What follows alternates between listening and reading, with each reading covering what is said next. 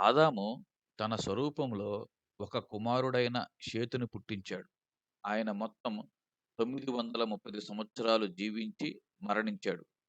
షేతుకు కుమారుడైన ఎనోషు పుట్టాడు. షేతు మొత్తం 912 సంవత్సరాలు జీవించాడు. ఎనోషుకు కెనాను పుట్టాడు. ఎనోషు 905 సంవత్సరాలు జీవించాడు. కెనాను తన కుమారుడైన మహలేలును కనుగొన్నాడు. ఆయన 910 సంవత్సరాలు జీవించాడు. మహలేలులు తన కుమారుడైన యెరెదును కనుగొన్నాడు. ఆయన 895 సంవత్సరాలు జీవించాడు. యెరెదుకు హనోకు పుట్టాడు. యెరెదు 962 సంవత్సరాలు జీవించాడు.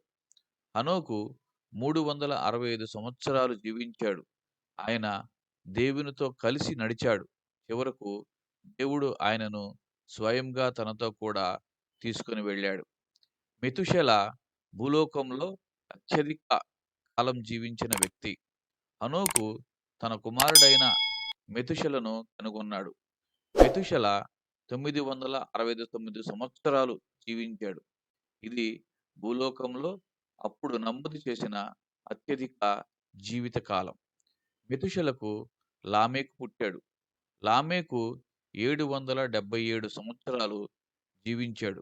లామెకుకు నోవహు జన్మించాడు.